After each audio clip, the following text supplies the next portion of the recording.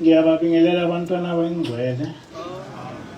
Ngizocela umfundisi uKhathi esihlabelele isihlabelelo 245. Inkosi usiphamwe bebanga.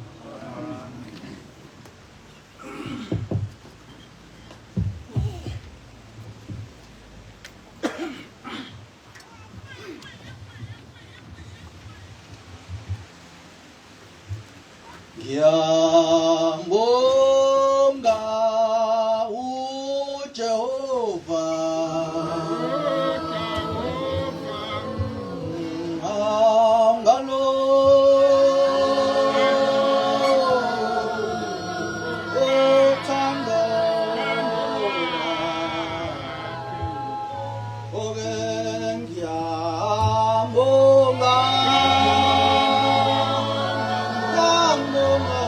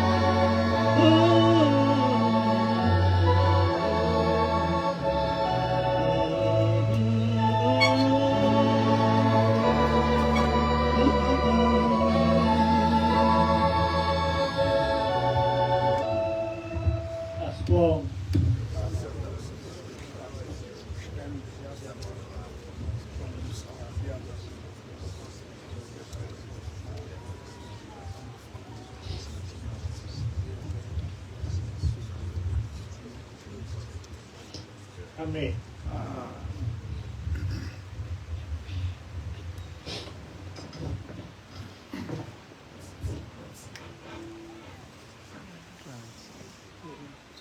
Wahlenga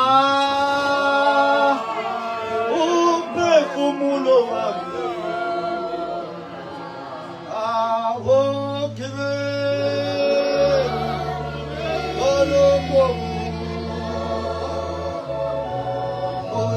wahlenga umphefumulo wami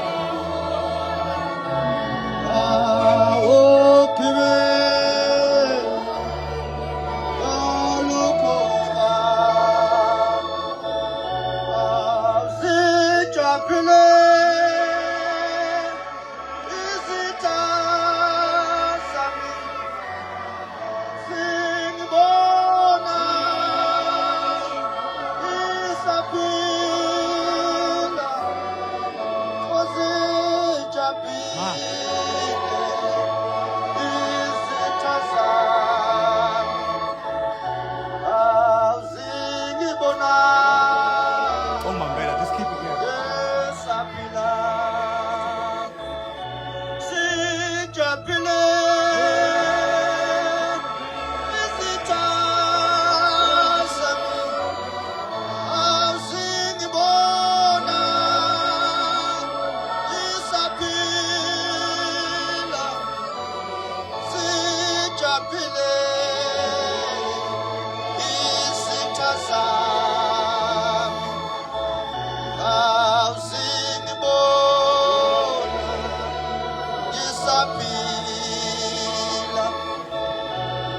Wasula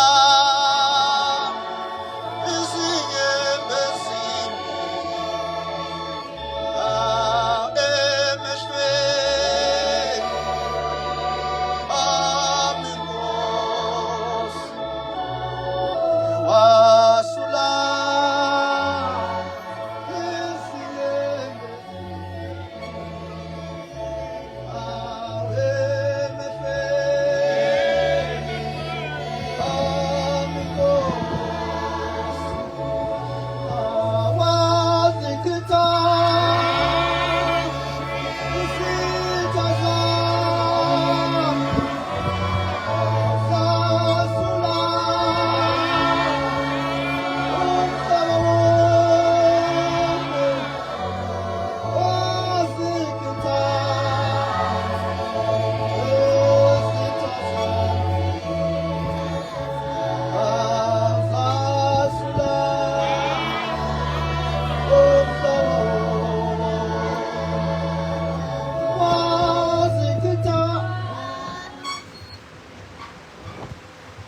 Ngiyabonga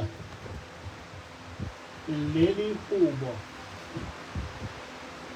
lafika nengilosi kithi mhla ka-23 November ngo-2018 liyihubo nje eqondene nami noma nathi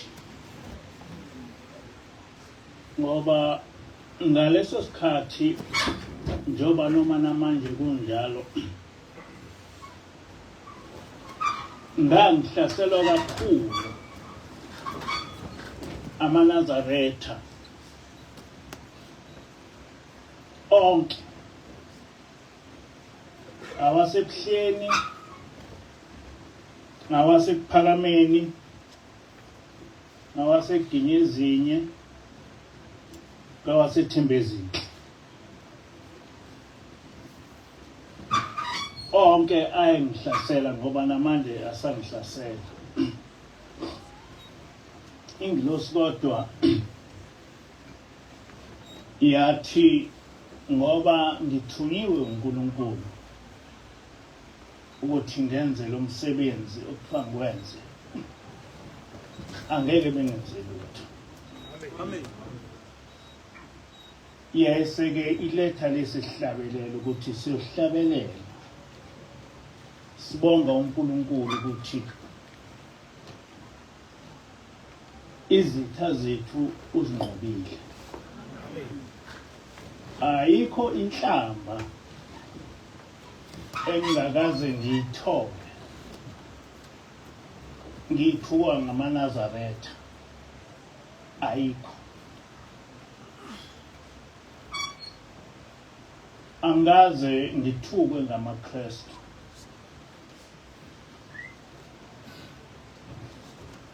kodwa isitha sami esikhulu ngamaNazaretha.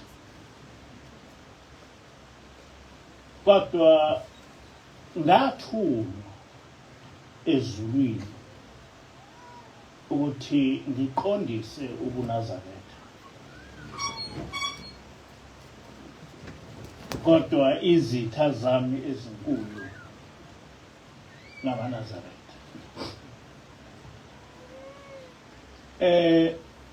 Angijatjuliswa, angikhaliswa usizi, kodwa ngikhaliswa ukujabula. Amen.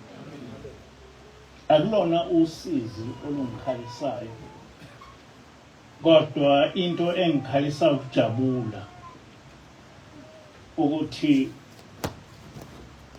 kukho konke ubunzima engibhekane nabo kusukela ekukhuleni kwami kuze kube manje, kancane kancane uNkulunkulu uyabonisa amaNazaretha athi ngiyona.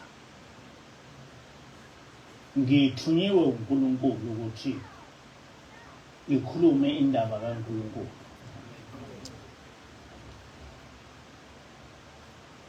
Ngiyafisa ukuthi namhlanje ngichaze ngaleli iBhayibheli ngoLwesithathu elizobe silontsha e-University of KZN, ukuthi uNkulunkulu into uma eseyinqumile ayikho umuntu ongayijikisa, akekho. Uma uNkulunkulu into eseyinqumile akakho umuntu ongayijikisa. Ngicabanga ukuthi ngangisena 13 years, ngangifunda cishe standard 3. I cannot remember everything because this thing is too old. Kodwa khona ngangifunda standard 3 noma standard 2. Ngihlala evela bahleke. Ngimncane kakhulu. Ngase ngibona incwadi enkulu. Ngithi ngiyibheka le ncwadi enkulu, ngabona kubhaliwe kuyo ukuthi iBhayibheli lamaNazaretha. Ngajabula kakhulu. Ngathi hawu, namaNazaretha aseneBhayibheli. Kwase kuvela izwi, angilazi ukuthi lalivelaphi, futhi angibona ngumuntu owayekhuluma. Ngabe nginamanga manje ethi ngambona, ngizange ngambona. Kodwa kujwayelekile nje ukuthi uma uNkulunkulu ekhuluma izinto enzima kimi, ngizwe izwi. Nalapha-ke kwaqhamuka izwi lathi ungajabuli, ngoba leli iBhayibheli liyobhalwa kuwe. Uyayibona lento uma uyicabanga ukuthi I was only 13 years old. Ngifunda standard 2 noma standard 3. Kodwa uma sekufika izwi lithi ungajabuli ngoba leli iBhayibheli liyobhalwa nguwe. I was too young to understand how the thing is. Lento ngavuka ngayitshela umama, angikhumbula ukuthi wathini, kodwa ngamtshela ukuthi ngibone iBhayibheli lamaNazaretha kodwa kwasekuqhamuka izwi lithi leli iBhayibheli liyobhalwa yimi ngingakujabuleli lokho ukuthi ngibona leli iBhayibheli ngoba yimini kufanele ukuthi ngibhale.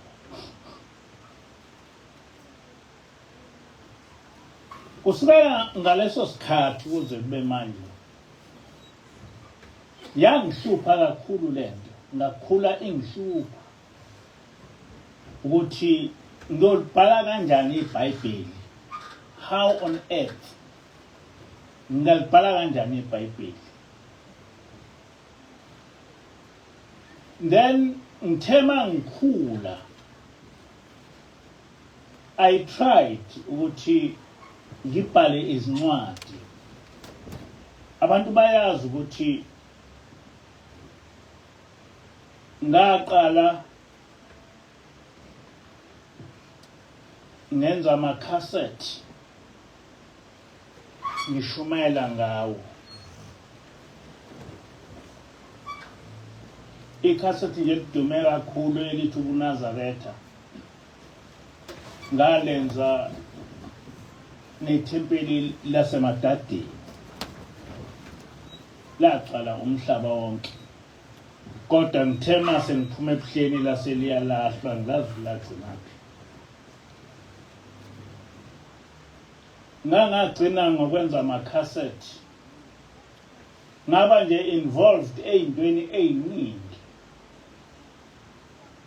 kodwa kukho konke lokhu ngangizama ukuthi mhlawumbe lokhu ukuthi angibhale iBhayibheli kuzofezeka ngokwenza lento engiyenzayo.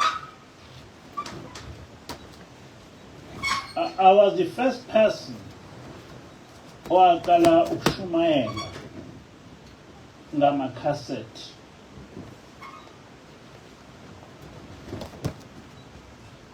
Ngangagcina lapho ngahlabelela kuma-cassette. Ziningi-ke izinto engizenzile ebandleni lamaNazaretha.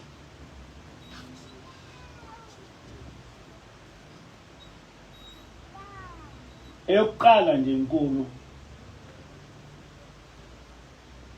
ngaya kubaba ngamtshela ukuthi kwakusekwaba inyanga yezulu.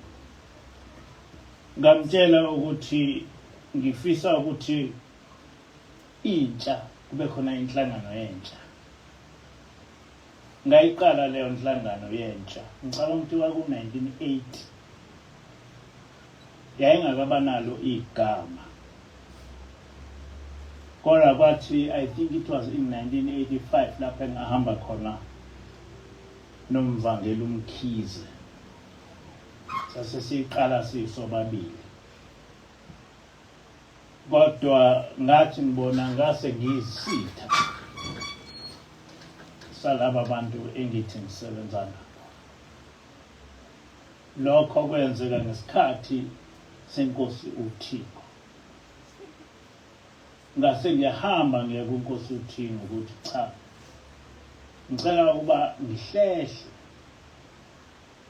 ngoba lento ebengithi ngiyayenza ayihambi ngale ndlela ebengicabanga ukuthi ngiyenza ngayo. Ngakho-ke angifuni ukuthi igama lami lihlangane nalento esiyenzeka. Ngase ngiyaphuma-ke entsheni yagcina ibizwa kuthiwa iNabatshu. Ngenxa yokuthi angaze ngiyeke ukushumayela, ngagcina ngibhekana nezifundiswa ezinkulu ezayibhale izinto engalona iqiniso ngoshembe. Professor Oosthuizen ngayihlanganisa noProfessor Oosthuizen, ngabachazela ukuthi lento enibhalele ngoshembe ayilona iqiniso. kwakunomngani wami okwakuthiwa uPapini, Robert Papini, owayekhona apha ebuhleni. Wayesethi uRobert Papini ucela ukuthi njengoba kune symposium ehlala iba khona ngonyaka eWits University lapho okusuke kukhulunywa khona ngoShem, ucela ukuthi ngibe involved kulokho. Nempela ngaba involved. Ngiyakhumbula ukuthi kwaba nephepha elalibhalwe uProfessor Kishoff, oyidean e-University of Zululand, owayekhulume khona ngoShebe kabanzi uba omkhulu. Wayesethi uPapina ngimphendule lo mlungu, ngimphendule ngingenalo nelodwa ulwazi lwezenkolo, nginganawo nje i-university degree or a paper kwezenkolo, kodwa ngahamba ngaye eWits University. Kwakunoprofessor abahlukahlukene, abanye babevela e-University eCanada, abanye kungabantu abamnyama. Ngase ngiyamphendula uProfessor Kishoff ukuthi lento oyikhulumayo ayilona iqiniso. Leli phepha engangilibhalile labathinta kakhulu abantu abamnyama abangoprofessor nodokotela, ngangokuthi kwathi makuphuma ilunch beza kimi bazohlala kimi bethi ikhona into enje emhlabeni ngathi nikhona. uProfessor uStezen wayesengithanda kakhulu. Kuthe uma ngabe sekungena iNew South Africa, wayese uProfessor uStezen engimema ukuthi ngibe se-Interfaith Conference lapho engizomela khona ibandla lamaNazaretha. Ngase ngiya kubaba inyanga ezulu ngiyomtshela ukuthi ngifuna ukuba ngibe ku-Interfaith Conference, ngimele ibandla lamaNazaretha. Ngaleso sikhathi ibandla lamaNazaretha lalingaphansi kobuKristu. Nempela la kwi-Interfaith Conference ngafike ngacela kubaba ukuthi ngicela ukuthi ibandla lamaNazaretha ngilikhiphe kube libe ngaphansi kobuKristu. Ngicela ukuthi lizimele. Wathi ubaba inyanga ezulu, why ukwenzelani lokho? Ngathi mina ma liba ngaphansi kobuKristu angizukwazi ukushumayela ngokukhululeka, ngoba amaKristu nezoyikhuluma bazothi lento oyikhuluma ayibona uKristu. So ngcono ukuthi ngiyimele. Ngathi mangifika kwi-conference amaKristu enqaba athi no, ibandla lamaNazaretha ngaphansi kobuKristu. Kwase kusukuma inkolo yomdabu yathi no, uNazaretha ngaphansi kwenkolo yomdabu. Kwase kwakhona impikiswana lapho.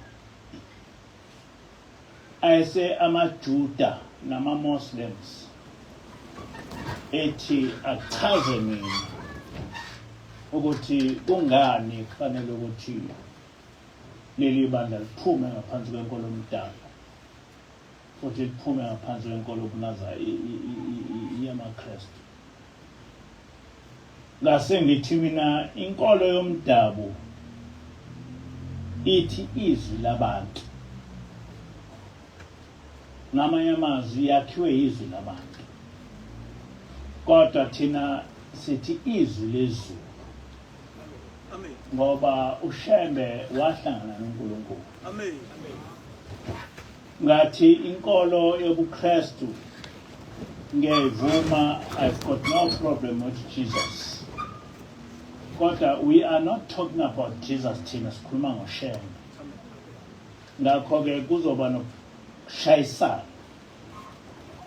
Ayese ama-Muslims namaJuda evumelana nami ukuthi no, that's a very valid reason. Ngase-ke ngiyibiza lenkolo ukuthi ubuNazaretha.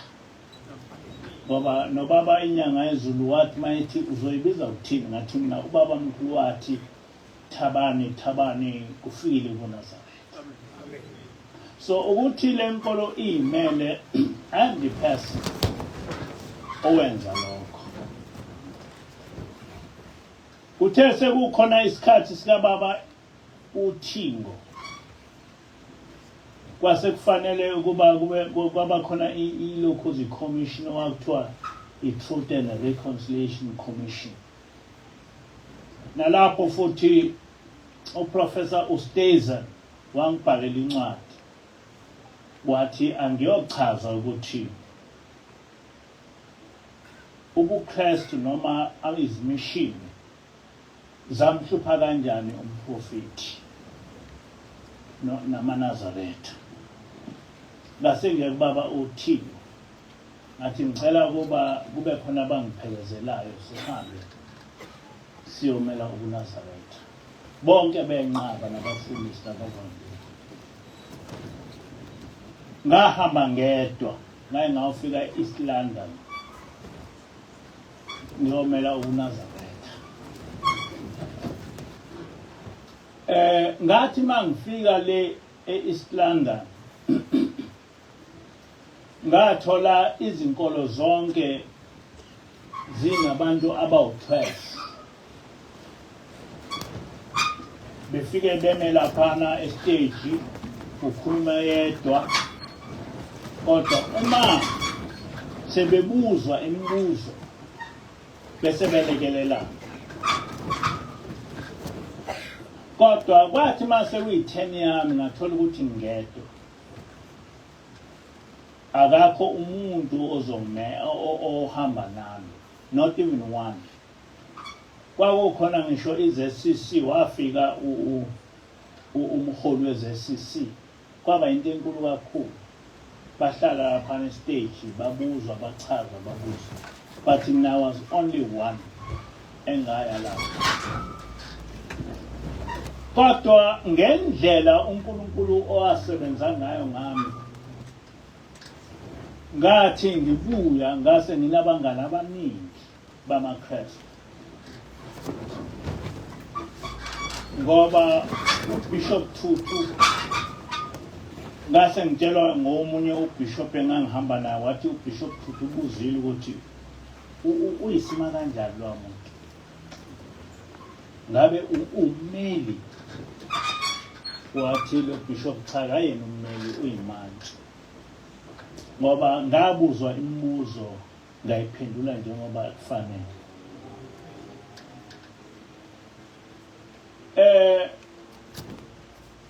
So I was the only one owamela ubuNazaretha, ngimele ubaba mkhulu. Ngilwela ngichaza emhlabeni ukuthi ubaba mkhulu wahluphe kanjani. That is not the only thing engayenza. Ngo-1985 ngahamba ngaya okhosini. I challenged amaKristu ukuthi akechaze ukuthi ubaba mkhulu wandiza kanjani. Ngaya lapha nokhosini. Agcwala amaKristu kuleli hole sasikulona. Ngachaza yonke indaba kababa mkhulu. Ngasethi-ke abangiphikisayo abaqhamuki.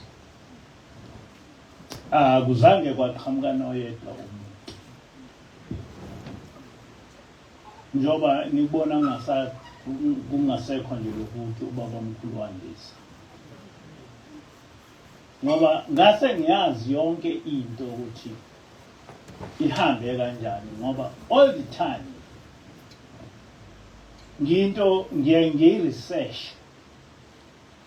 ngibe nesiqiniseko sokuthi lento ihamba kanje kodwa futhi ngelekelelwa umoya oyingcwele Amen. ngisho ukuthi njengoba ngimi phambi kwenu nje noma amanazaretha ehlale ngithuka ngazo zonke izinto kodwa I never wished ukuthi ngihole ibandla I never wished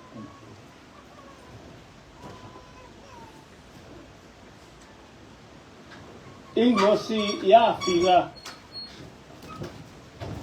cishe kwaku-September 2006 ngaleso sikhathi sasingazi ukuthi ingilosi sasibona inkosazana enhle esithandayo kodwa ngo-2004 u-2010 zaziwu-4 kwakusekuseni kumsobuluko kade ngisemhlanganweni wabagcotshwa silungiselela ukuyinhlangakazi yafika ingilosi yaguqa phambi kwethu nanangu umkhukhu yathi ngithunywa uShembe ubaba ilanga uthi makhele indlu kaJehova indlu kaJehova ke libandla kuleli bandla uyofundisa abantu indlela eyiyo yokukhonza uJehova uyothathela eBhayibhelini nasehlabelelweni zamanazaretha ayikho into esehlabelelweni samanazaretha oyoyithola iphambana neBhayibheli ngakho-ke kukho konke oyokwenza uyobheka ukuthi iBhayibheli lithini ubheke ukuthi ihlabelelo zamanazaretha yithini ubuye ulandele izintshumayelo zikababa mkhulu efundisa amanazaretha ukuthi uJehova ukhonzwa kanjani. That is the mandate engayemukela engilosini mhla ka-4 kuJanuwari 2010 ngilungiselela ukuya enhlangakazi esesekuhleli empilweni yami angaze ngiwaqambe mina amanga lokungasala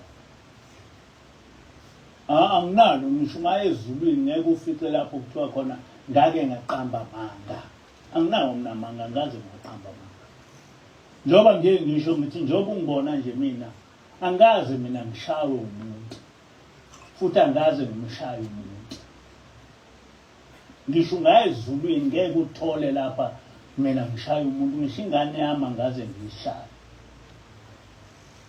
mina ngaze ngibaleke futhi angaze ngimhuphe umuntu.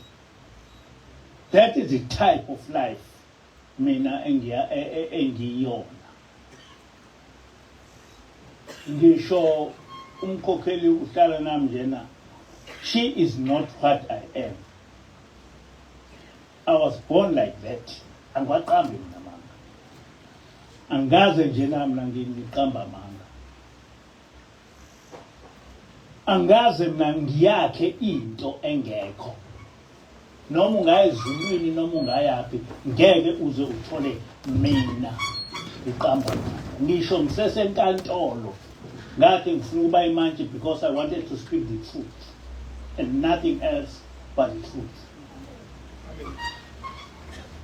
Ngabe nqaba ukuba ummeli ngathi uma ngiba ummeli kuyofika lapho kuthiwa khona angiqamba amanga ngathi mina angikwazi ukuqamba amanga lokhu ngazalwa njoba ngithi angikaze ngishawe ngisho ubaba akakaze zengishaye umama mawangishaya ngisemncane kodwa sembuka nje angikaze mina ngiyibone ngibaleka ngishawa because yonke into ngadalwa ngiyilento engiyo Amen. njoba nje amaNazaretha engithuka enza yonke into ngiyathula nje kodwa mina I stand for the truth. Amen.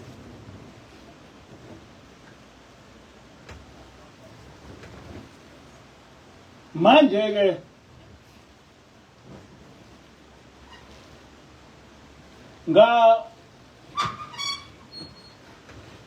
yangihlupha le ndaba yeBhayibheli ngingazi uzolenza kanjani.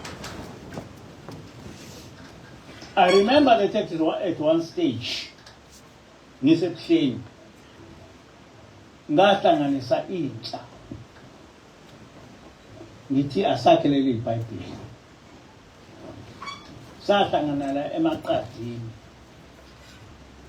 among those people esasinabo kwanomfundisi Vilakazi ungasekho ukhona omnye umfana angisazi ukuthi nomsekhona noma kodwa wabasethemba ezinhle abantu bayafa ke njengoba sesihlukana uya ungatshela kodwa sahlangana sithi sakha iBhayibheli kodwa sasehlukana akukho lutho lwenzeka. Then I told myself ukuthi okusho ukuthi leli iBhayibheli kwakusho ukuthi ngizohlangana nengilosi ngishumayele. And indeed ekuhlanganeni kwami nengilosi, and I'm not exaggerating, from the 30th of September 2010 kuze kube namhlanje oba ngiminani nje, there has never been a weekend, a Sabbath day lapho engami khona phambi kwabantu ngikhuluma indaba kaNkulunkulu. Not even one day from the 30th of September to this date njengoba ngimphambili. Ngisho ngayezulwini uyofuna ukuthi ngangikwakunini ayikho isabatha mina engakaze ngibe phambi kwenu ngikhuluma indaba kaNkulunkulu.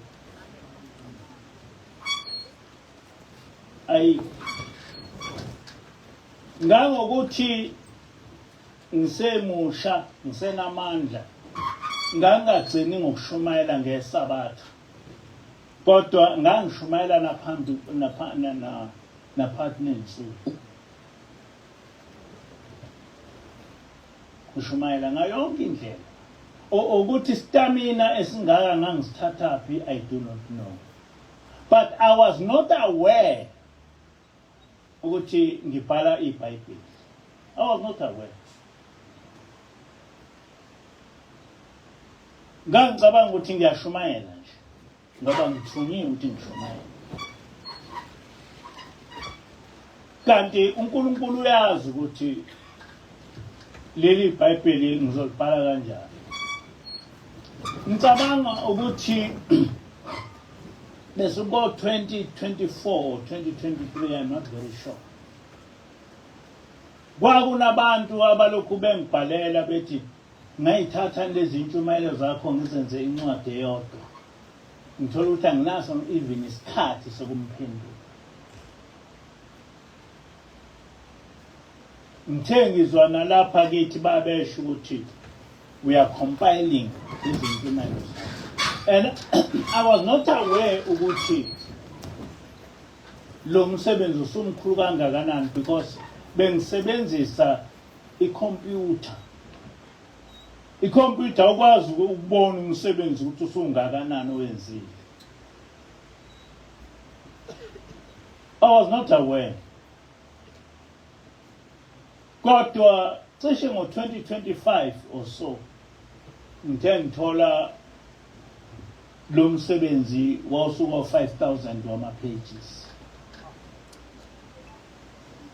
over 5,000 wama-pages. Ngathola ukuthi lapha esontweni kanti njengoba ngishumayela njena they are compiling lo msebenzi engiwushumayelayo ukuthi baqala nini kanjani bahlanganaphi, they never told me. I didn't know ukuthi who they are. Ngiyazi ukuthi igroup yaseGoli enomfundisi uLokhuza uNtuli, but more than that I do not know how they are doing it. Kodwa kuthiwa ngo-2026 ngathola ukuthi sekunama-volume awu-8 eBhayibheli. Lama volume lana, ivolume nje yokuqala ina over 400 pages. I was shocked to discover ukuthi sekunomsebenzi omkhulu kangaka osuyenziwe i-NCG to compile my sermons, because lama sermons ngenkathi ngiwenza I was so articulate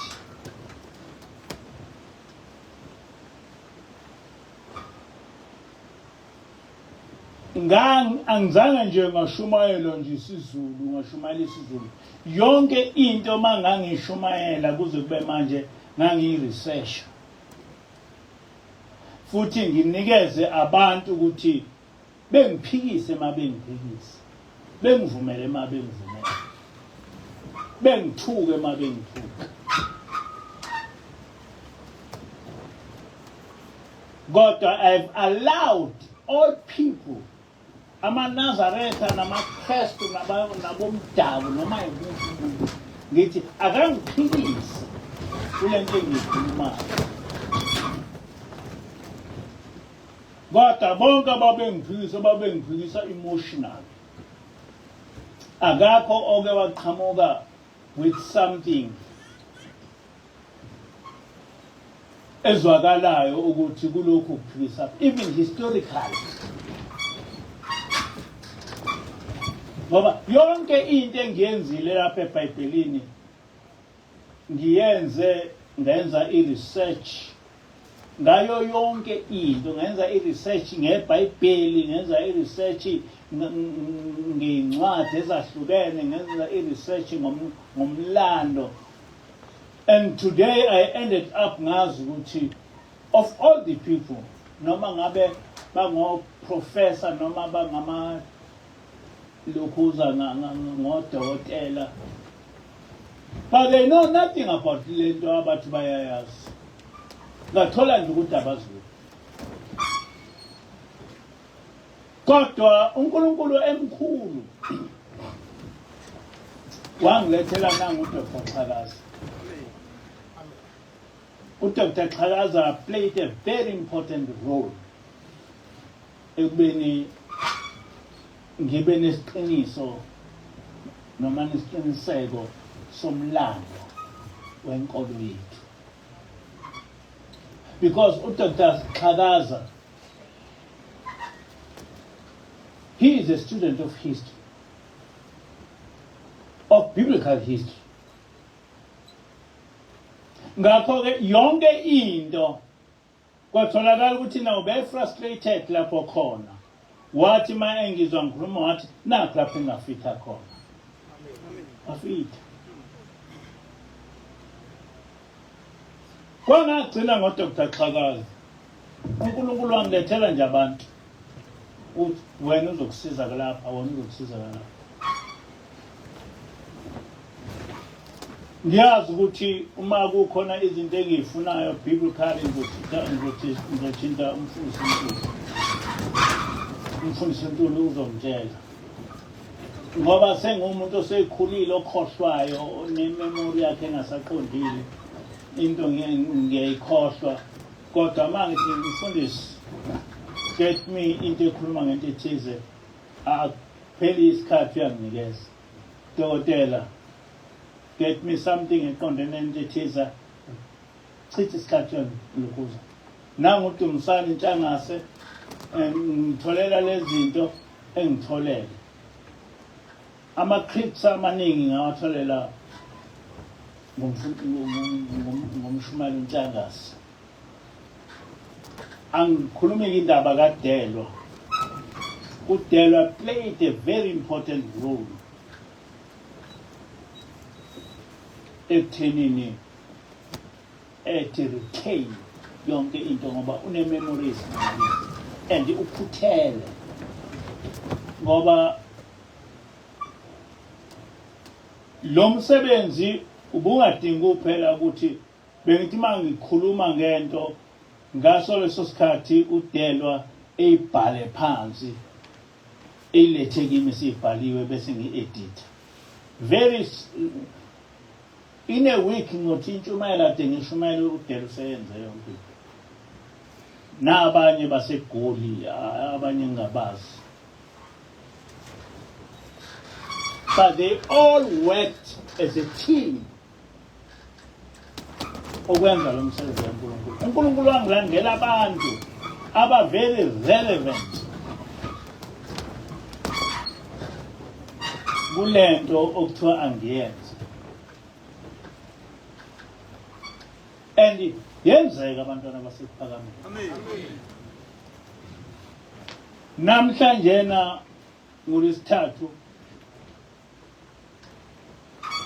ngizobe silonja iBhayibheli first of its kind iBhayibheli elibhalwe yithi njengoba singalutho ngehlala sithiwa amaNazaretha amaNazaretha ayibona eyinto enkulu kunathi into yehlala siyenziwa amaNazaretha ngosuku sisithupha ngiyawancoma amaKristu ngoba amaKristu noma bengikhuluma izinto ngiwahlaba lapha nalapho kodwa akakho umuntu ongumKristu akwangithuka zonke inhlamba enginazo engithuka ngamaNazaretha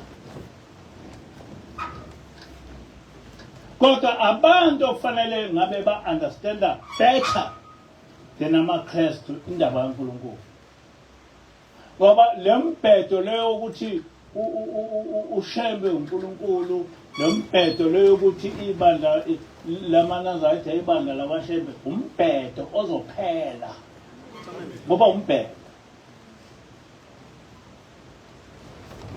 njoba ngimi lapha mina ngathunywa ushembe ubaba ilanga ukuthi ngiqondise indaba kaNkulunkulu namhla amaNazaretha akasenendaba nobabila akasenendaba nobaba omkhulu adumisana odwa ngoke ngibona ukuthi kokugcina phi indaba yakhe ngoke ngibona ukuthi yoba uNkulunkulu akekho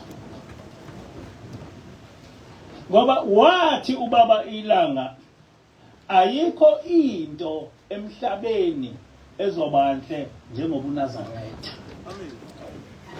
I am the person ocacisele umhlaba wonke ukuthi Jesus was not a Christian but Jesus was a Nazarene and I proved it historically and otherwise that Jesus was a Nazarene ukuthi njengoba singamaNazaretha njena even Jesus was a Nazarene not a Christian and lento lena isazoqhubeka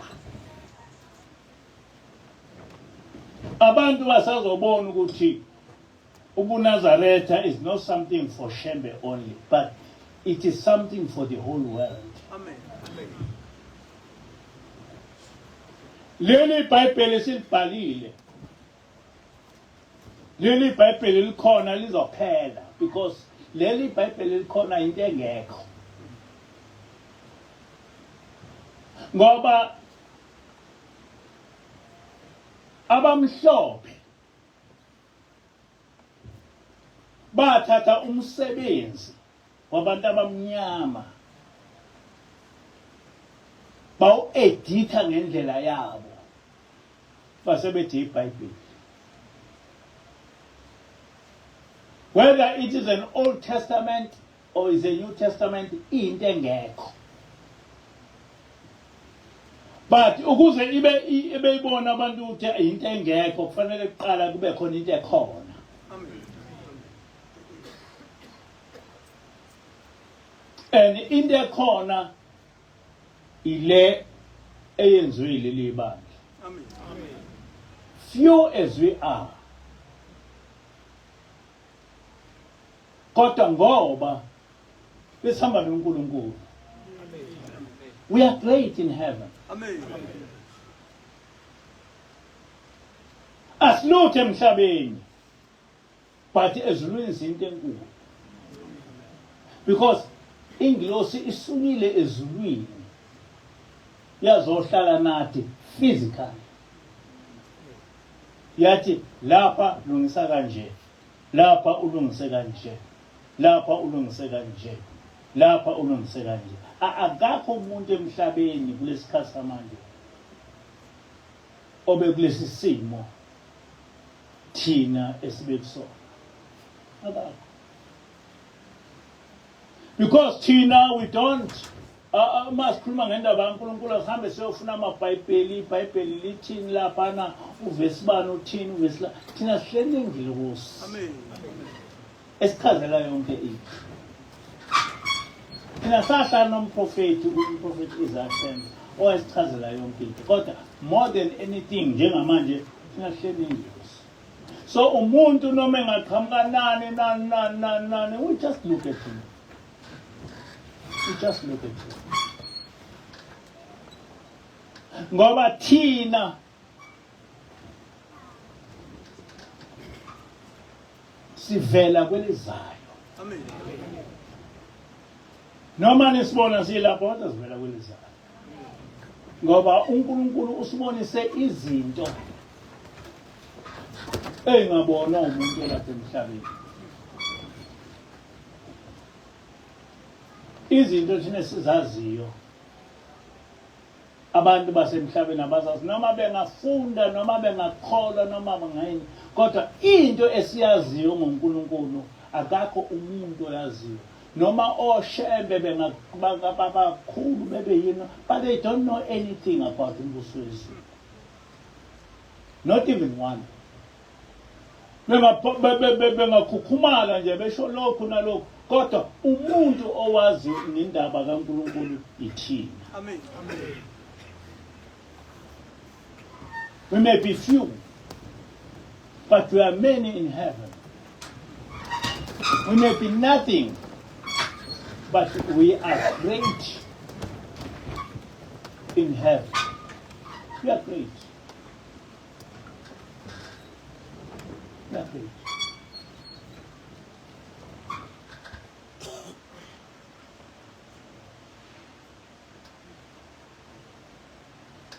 Fundis. Awushabelele i-chorus lama-chorus esawafundisa inkosazana. Inkosi isina Nkosi.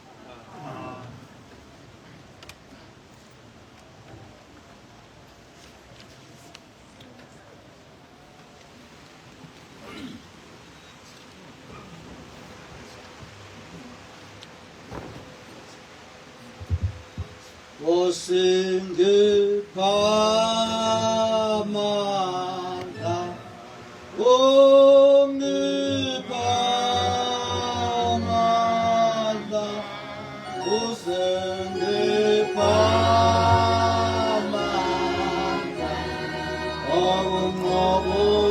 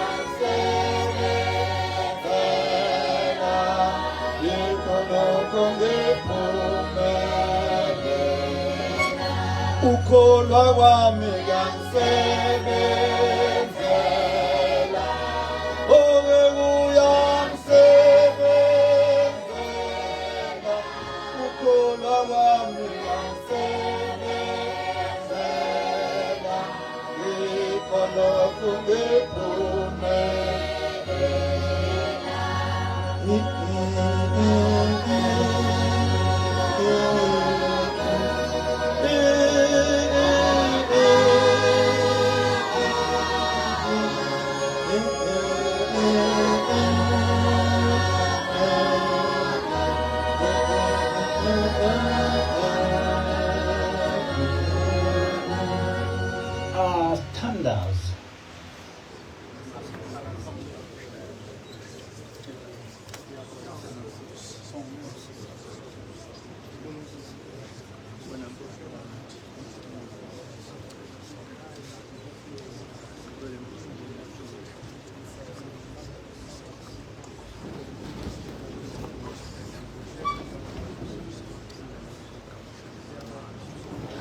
Amen.